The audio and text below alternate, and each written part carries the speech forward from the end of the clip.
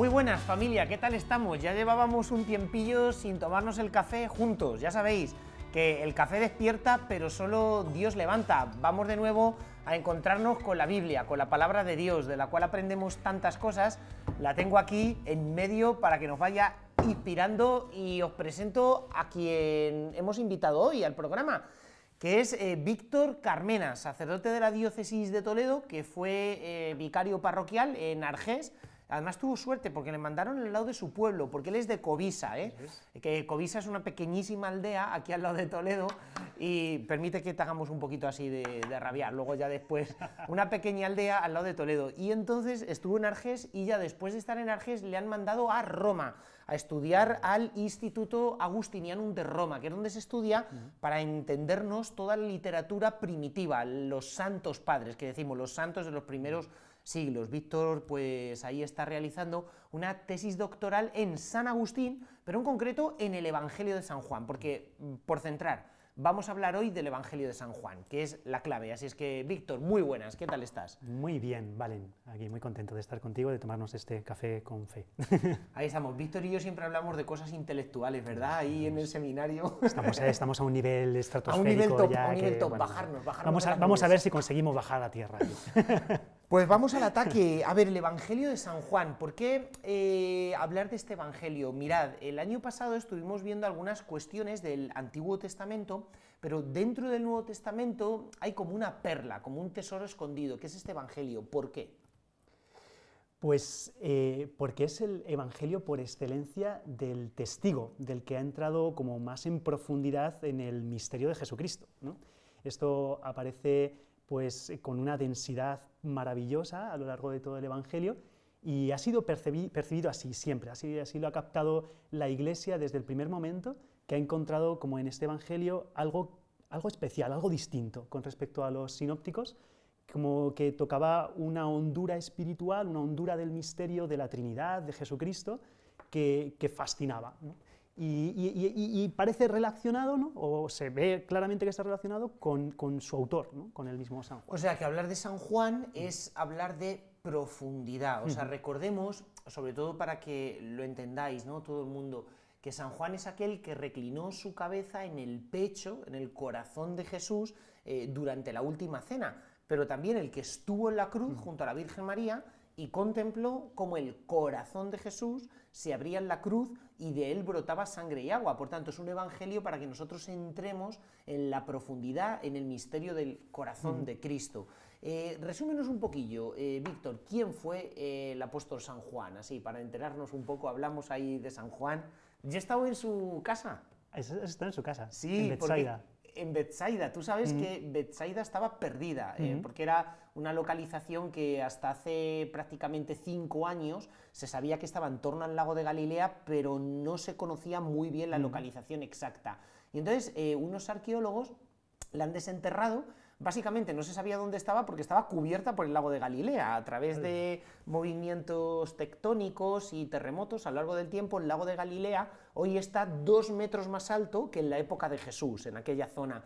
Y entonces el pueblo de San Juan Betsaida estaba cubierto por agua, pero ahora ya se ha sacado el pueblo y además una iglesia que han desenterrado, que había debajo de la iglesia, y hay unos mosaicos preciosos diciendo que era la casa de los apóstoles, porque de Betsaida eran Pedro, Andrés, y también eran Santiago y Juan, o sea, 4 de los apóstoles del Señor venían de ese pueblo, con lo cual ya podemos ir a visitar, uy, que se me va el boli, ir a visitar el lugar, es que me pongo nervioso hablando de San Juan, ir a visitar el lugar exacto donde estuvo el apóstol. Cuéntanos de él, Víctor. Bueno, pues como era un pueblo de pescadores, pues les han puesto ahí con los peces debajo del lago ahora. Efectivamente.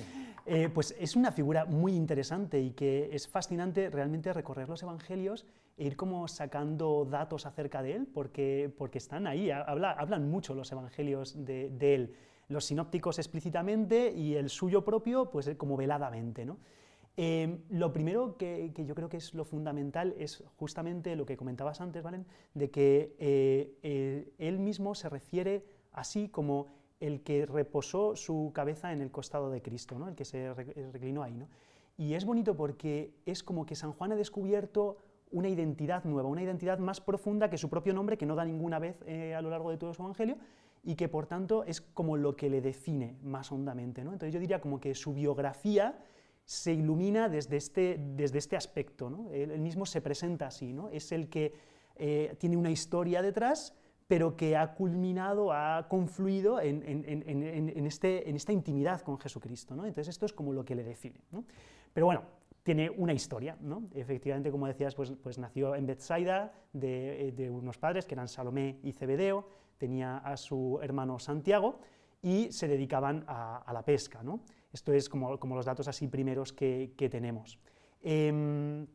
Luego sabemos también que muy probablemente era uno de los discípulos de Juan el Bautista, que estaba junto con Andrés cuando Juan Bautista señala a Jesús, y a mí esto ya me parece algo como muy interesante, ¿no?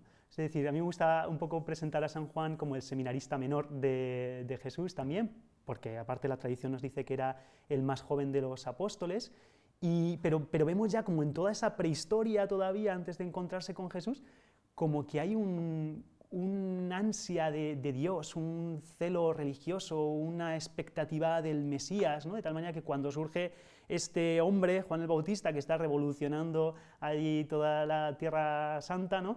Pues Juan acude, ¿no? Además es que esto es como muy curioso, claro, porque la historia de San Juan no comienza cuando Jesucristo lo llama, sino que ya antes buscaba y por eso se había ido detrás de Juan el Bautista para ser discípulo suyo. Y escucha a Juan el Bautista como dice, este es el Cordero de Dios que quita el pecado del mundo, que luego la expresión Cordero de Dios va a ser fundamental en el Evangelio de San Juan y también en el Apocalipsis, que también escribe el propio San Juan. Pero además, ya hay algo que me llama poderosamente la atención. San Juan Bautista estaba anunciando al Mesías, pero fíjate que, no sé si lo sabéis la mayoría de los que nos estáis escuchando, pero San Juan Evangelista era pariente de Jesús. O sea, porque Salomé, la madre de San Juan, era pariente de la Virgen María. Los evangelios nos dicen que eran hermanas, pero ya sabéis que en el mundo judío, hermana puede significar prima o pariente cercana. Con lo cual, Santiago el Mayor, el que vino a España, y San Juan Evangelista eran parientes de Jesús. Pero es curioso que antes conocían a Jesús, digamos, según los criterios humanos, porque eran familia suya, pero luego después se va a encontrar con Jesús de otra forma distinta, dándose cuenta que su primo es el Mesías. O sea, esto es impresionante, cómo descubrimos a Dios en nuestra vida cotidiana, muchas veces más cerca de donde lo podíamos imaginar o de donde lo podíamos sospechar. O sea, San Agustín tiene un itinerario como muy parecido. Total. O sea, ese paso que está por todas partes en el Nuevo Testamento, ¿no? Aparece mucho en San Pablo, pero lo podemos también en San Juan, en los sinópticos incluso mismo, cuando Jesús dice que lo definitivo no son los lazos de la carne y de la sangre, sino el hacerse discípulo, ¿no? Haber entrado en la escuela de Jesucristo y dejarse transformar por él, y por tanto hay un vínculo espiritual que conlleva un conocimiento espiritual, ¿no? Ya no, como lo dice San Pablo, ¿no? Si alguna vez conocimos según la carne, ya no conocemos según la carne, conocemos según el espíritu. Es que me lo estoy imaginando, o sea, están ahí a la orilla del Jordán, entre todos los árboles, todo Israel se pega a San Juan Bautista porque están esperando al Mesías. De hecho, Flavio Josefo dice que es que le seguían masas, un historiador de aquella época, pero masas a Juan el Bautista, y en ese momento Juan el Bautista señalando a Jesús y San Juan Evangelista abriendo los ojos como diciendo, pero si es mi primo, o sea, el Mesías es mi primo, o sea, Señor, ¿cómo tú colocas así las cosas? Pues es espectacular, espectacular. Y qué bonito eso, que mientras todos miran a Juan Bautista, como por la puerta de atrás, Juan y Andrés se van, se escabullen, se meten entre la gente, ¿no? Y se ponen a seguir a Jesús, ¿no? Esta imagen de que se nos va la vida detrás de él, ¿no? Y le buscan, y entonces ese encuentro, ¿no? Ese primer diálogo en esta relación nueva, ¿no? Podríamos decir. Háblame de ese primer diálogo, Víctor, que a mí me gusta mucho. O sea, el primer encuentro de San Juan Bautista con Jesús, sabiendo que ya Jesús es el Mesías. ¿De San Juan Bautista o de San Juan? Perdón, de San Juan Evangelista. ¿Cómo estamos? Voy a beber otro poco más de café, que es que me estoy aquí liando. Pues yo creo que es como fundante, ¿no? Esa pregunta que Jesús les hace, ¿no? Y vosotros, ¿a quién buscáis, ¿no? ¿Qué buscáis, ¿no? Y ellos responden así, Maestro, ¿dónde moras? ¿Dónde habitas? ¿No? O sea, esto ya está marcando cuál es el conocimiento, el tipo de conocimiento que Juan y Andrés, ¿no? Que los discípulos van a conseguir acerca de Cristo, y también el tipo de conocimiento que Juan va a ofrecer a todos los cristianos de todas las épocas a través de su evangelio, ¿no? Que no es simplemente un conocimiento teórico, no es simplemente un conocimiento de saber unos datos, sino es el conocimiento que hace morada, un conocimiento que busca habitar una intimidad, ¿no? Experiencial. Experiencial, total. Bueno, yo hay una cosa que me encanta del Evangelio de San Juan y es la ironía. O sea, porque San Juan narra muy bien y todas las preguntas que hace. Y es curioso porque la primera vez que se encuentra con Jesús, sabiendo ya que es el Mesías, Jesús les dice, ¿qué buscáis? Pero les dice ¿qué? ¿Qué? O sea, ¿qué de cosa? Y sin embargo San Juan dice, no, Jesús, a ti te buscamos. ¿Quién de persona? ¿Qué buscáis? Y dice, ¿dónde vives? Pero hay algo súper gracioso, porque en griego, bueno, Víctor sabe griego ahí a patas, bueno. Lo tienes más fresco que yo, no digas que no. No vamos a entrar en ese tema. No digas que no, que yo vengo aquí tirándome el pisto, pero vamos, como me preguntaran las conjugaciones en griego, empezaba a fallar más que una escopeta de feria. Bueno, pues les dice, ¿dónde vives? Que claro, en el Evangelio de San Juan, vivir es el verbo meno, que es el verbo permanecer. ¿Significa permanecer o significa vivir? Pero lo más gracioso es que Jesús no contesta, dice, venid y veréis. Jesús es como un gallego, tú le preguntas, pero él te salta con otra pregunta, o sea, no te va a contestar. ¿Dónde vives? Verbo meno. Pero si te das cuenta, luego, durante todo el Evangelio, en la segunda parte, Jesús en la última cena va a decir muchas veces, permaneced en mi amor, con el verbo meno. O sea, en el fondo, al inicio del Evangelio, ellos dicen, ¿dónde vives? ¿Dónde permaneces? Y al final, Jesús es cuando va a dar la respuesta en la última cena, diciendo, permaneced en mi amor, o sea, permaneced en mí. O sea, la cosa es que yo quiero que vosotros viváis dentro de mí. O sea, es la clave. O sea, es una profundidad impresionante lo que hay aquí. Y realmente es que todo el discipulado y todo el Evangelio va a ser un introducir en este lugar donde Él mora, ¿no? Para que luego podamos permanecer, ¿no? Es muy bonito que San Juan en el prólogo dice que Él es el que nos lo ha dado a conocer, ¿no? Con ese verbo que indica revelación profunda, como un despliegue de todo lo que estaba oculto, ¿no? De ese misterio que estaba oculto por los siglos y que se ha manifestado ahora, que dice San Pablo, ¿no? Y entonces todo el recorrido del Evangelio es un ir abriendo, ir desplegando, dar a conocer.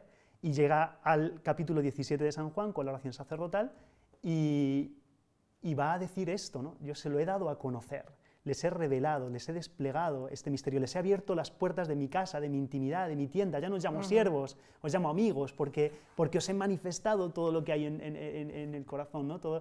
Y entonces es en eso que les he revelado, que es vida eterna, concepto centralísimo, ¿no? En el Evangelio de Juan, en esto es en lo que tenéis que permanecer, ¿no? Una vida eterna que equivale al amor, que equivale al conocimiento, ¿no?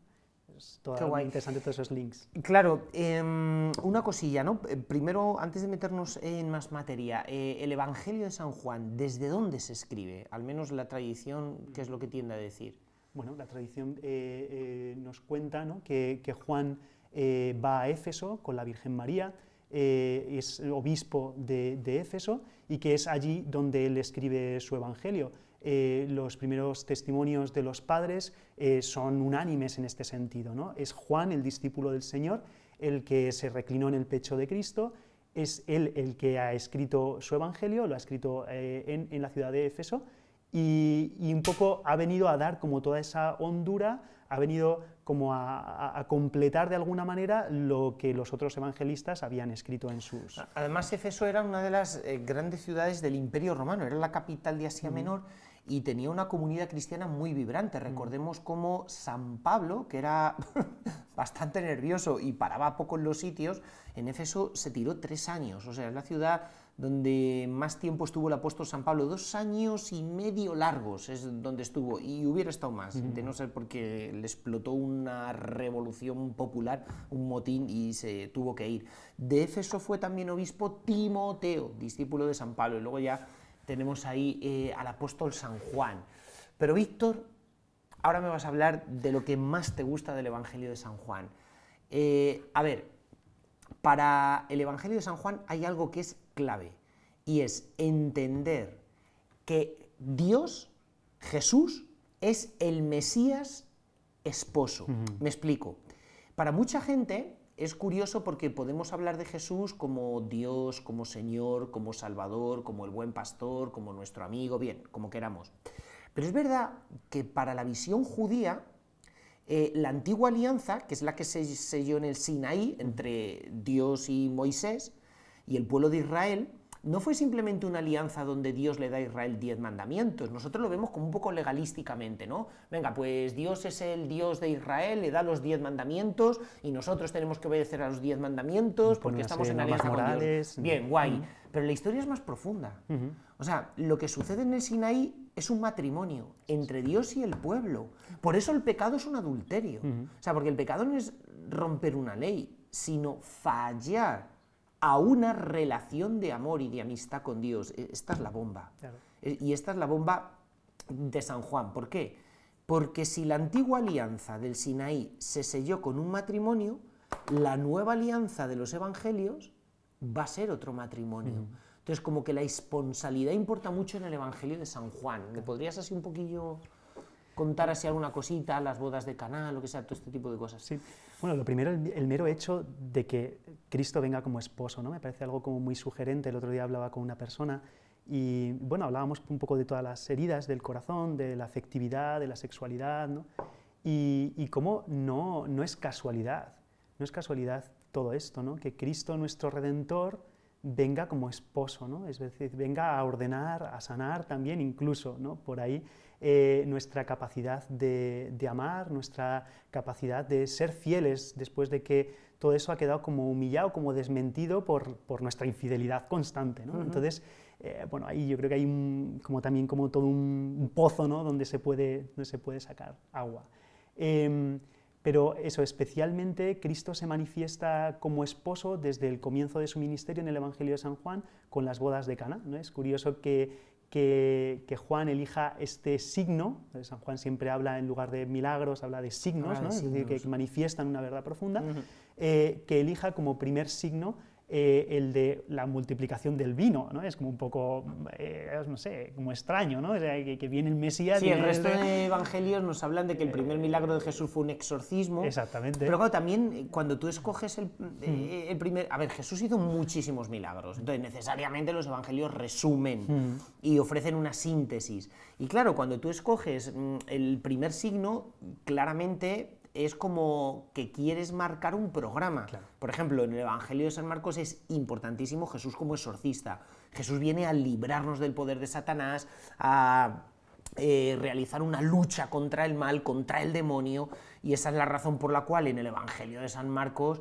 bueno, importa tantísimo los exorcismos y parece que Jesús está todo el rato obsesionado con el demonio. No, bueno, es que viene a liberarnos y viene a batirse en duelo en una guerra espiritual impresionante. El Evangelio de San Marcos en ese sentido es muy potente. Pero claro, en el Evangelio de San Juan se escoge la boda. Bueno, que es toda esta abundancia de vino que al final es lo que había prometido Dios en el Antiguo Testamento, y lo prometido es deuda, ¿no? Había dicho que en los tiempos mesiánicos iba a haber vino gratis y a raudales, ¿no? Dios iba a invitar. Denominación de origen La Mancha. No sé yo, pero bueno, habría que investigarlo eso. Pero la cosa es que ahora empieza la fiesta, ¿no? O sea, ya empieza a correr el vino, ¿no? Empieza a correr el vino que tenía en el Antiguo Testamento toda esta simbología honda, profunda, de la alegría, de la vida plena, de esa abundancia dada por Dios, ¿no?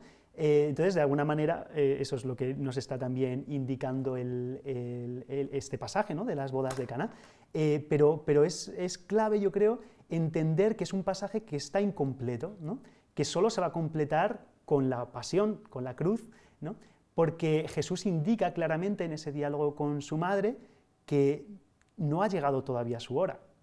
De tal manera que podríamos decir que este milagro es como la obertura, ¿no? del ministerio, que da un poco eso, lo que decías, ¿no? El tono, el sentido de su ministerio y un poco de todo lo que Juan quiere explicar acerca de Cristo en su Evangelio, pero el vino auténtico, el vino que da la vida, el vino que es su sangre, ¿no?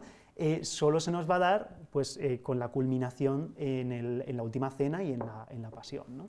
Que ahí es cuando Jesús dirá: ahora sí ha llegado la hora, ¿no? Desde la cruz, Eso es. o sea, y cómo en la cruz está sellando el verdadero matrimonio con nosotros. De hecho, claro, ahí en las bodas de Caná, fíjate, tenemos la presencia de la Virgen, a la cual San Juan le llama mujer, y Jesús hablando de que no ha llegado su hora. Pero ¿qué va a pasar en la cruz? Que Jesús de nuevo está hablando de su hora, y también tenemos en la cruz la presencia de la Virgen. Entonces es impresionante. ¿Por qué? Porque tenemos por un lado y por otro la presencia de la Virgen y la presencia de la hora. Por tanto, es como un inicio, un final, dos paréntesis que son perfectos, y una escena está mandando a la otra. ¿Por qué? Porque en la cruz Dios está sellando una nueva alianza, un matrimonio con cada uno de nosotros, un amor esponsal. Y de hecho en las bodas el encargado de proveer el vino era el esposo, ¿no? Efectivamente. Y cuando el mayordomo va a agradecer el vino, que es de muy buena calidad, ¿no? Que va al esposo, no va a Jesús, porque es el esposo el que provee del vino, ¿no? De tal forma que si ahora Jesús da el vino, es porque que él Él es el esposo. Eso Qué bien, que viene a casarse con la humanidad. Es impresionante porque San Juan escribe también el Apocalipsis, y también el Apocalipsis termina con una boda. Jesucristo desposándose con la Iglesia. Entonces es impresionante cómo el Evangelio de San Juan comienza con boda, pero el Apocalipsis, que yo siempre digo que es como la segunda parte del Evangelio, también termina con boda. Y luego hay otra cosa. ¿Cómo termina el Apocalipsis, Víctor? Venga, examen. El espíritu y la esposa dicen... Sí, no, pero antes, lo de yo hago nuevas todas las cosas. Bueno. Con yo hago nuevas todas las cosas. Claro, con una creación. Con la renovación. Con la renovación. Y claro, es impresionante porque el ministerio de Jesús en el Evangelio de San Juan se presenta como una semana inaugural de 7 días. O sea, Jesús, nada más bautizarse, tiene 7 días donde cada día va realizando una cosa. Y entonces el Evangelio de San Juan se abre con 7 días de Cristo actuando. Entonces, ¿por qué es curioso esto? Porque en el libro del Génesis, ¿cuánto tarda Dios en crear el mundo? 6 días, y al séptimo descansa. Entonces, hay una semana al inicio del libro del Génesis que es la semana en que Dios crea el mundo. Y después viene una boda, esponsalidad. Pero ¿cómo va a terminar el Apocalipsis, que es la segunda parte del Evangelio? Con una boda y con una nueva creación.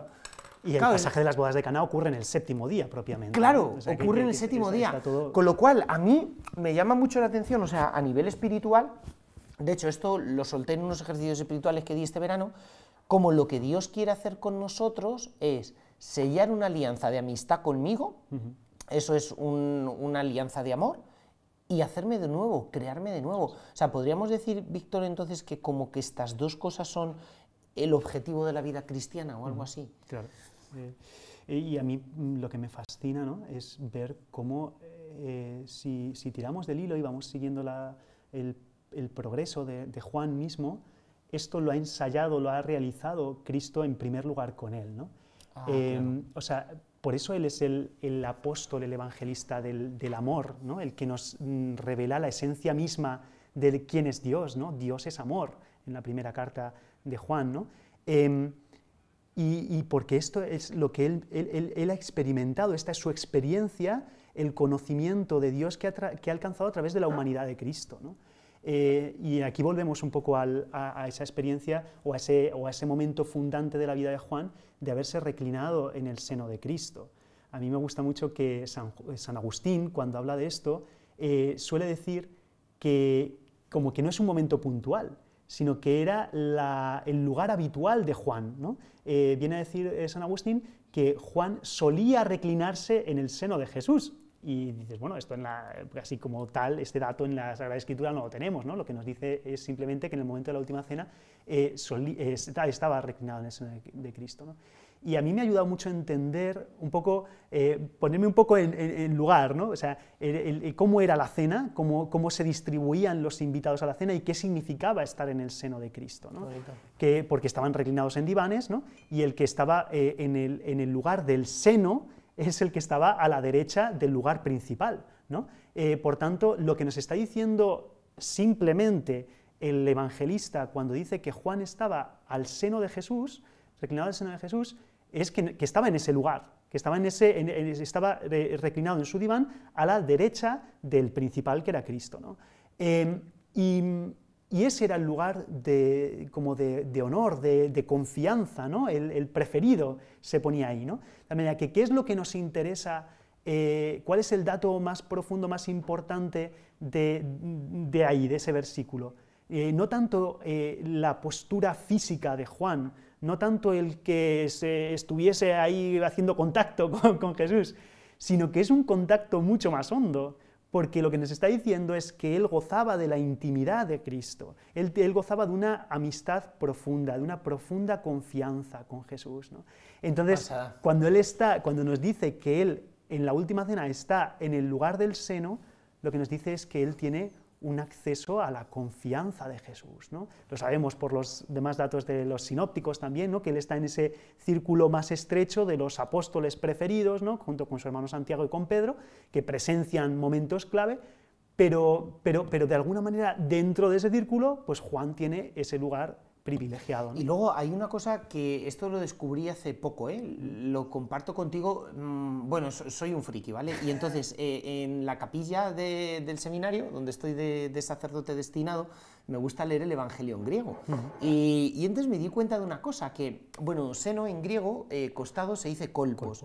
Y entonces en el inicio del Evangelio, en el prólogo, se dice que Jesús está en el seno del Padre, en el kolpos del Padre. Y luego en la última cena se nos dice que San Juan está en el kolpos de Jesús. Entonces, o sea, yo en ese momento como que me explotaba la cabeza, digo, pero qué bonito. O sea, igual que hay una trinidad amorosa, un triángulo, Padre, Hijo y Espíritu Santo, y Jesús está con Dios, con su Padre, en su seno de amor envuelto.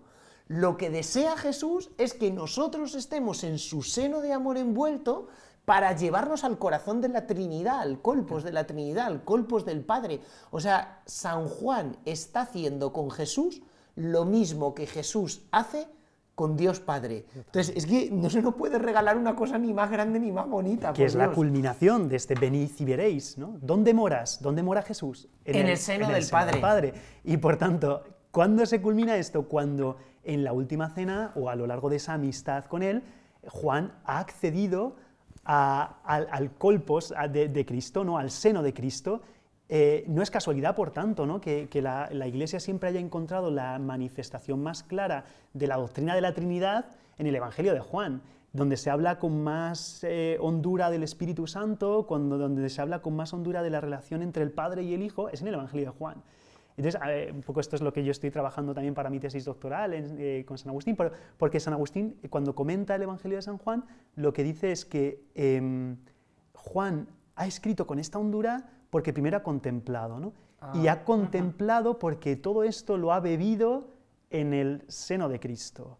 Y cuando entendemos que el seno de Cristo no es ese lugar físico simplemente, que eso es un signo externo, sino que es esa intimidad, esa amistad, eso nos abre un mundo, porque entonces no es simplemente un privilegio que Juan tuvo, sino que es algo a lo que todos podemos acceder, ¿no? Haciéndonos discípulos de Jesús a través de las enseñanzas del Evangelio, ¿no? Y por tanto, también nosotros somos llevados a morar ahí, ¿no? A encontrar ese habitáculo, ¿no? Esa habitación. Y entonces eso es una morada, podríamos decir, es un tálamo nupcial, ¿no? Es el lugar donde se realiza este desposorio, esta boda, ¿no? Es en la hora suprema que, no por casualidad, Juan, cuando la introduce en el capítulo 13, habla de cómo, habiendo amado a los suyos, los amó hasta el extremo, porque un misterio nupcial es esencialmente un misterio de amor, ¿no? Es el corazón. Qué bonito, eistelos, hasta el extremo. Bueno, pues Víctor, gracias. Te tengo ya que despedir. Wow. Se pasa muy rápido. Bueno, y además vas a volar para Roma, para terminar su Dentro de poquito vamos tesis para doctoral. allá. Tenéis que rezar para que la termine y se venga Eso ya es, aquí a dar eso es, clase. eso es. Que hace falta que nos expliquen el Evangelio. Evangelio y a San Agustín, que lo queremos mucho, mucho. Bueno, por cierto, el Papa es muy devoto de San Estamos Agustín. ahora de moda. ¿Tú estás de moda? ¿Estás de moda, Víctor? No, yo no, San Agustín y los agustinólogos. Agustinólogo, qué palabra, yo nunca había pensado en Creo que ella, me lo he madre. inventado. Ah, te la acabas de inventar, está bien, hay que tener inventiva. Bueno, familia, pues nada, a disfrutar del Evangelio de San Juan, me acabas de dar una idea. Creo que a lo largo de esta semana me voy a pillar el Evangelio de San Juan y voy a ir rumiándolo poco a poco. Que disfrutemos del tesoro de la palabra de Dios, familia, pues ya sabéis, con los pies en la tierra, pero con el corazón en el cielo. Nos vemos en el siguiente programa. Chao.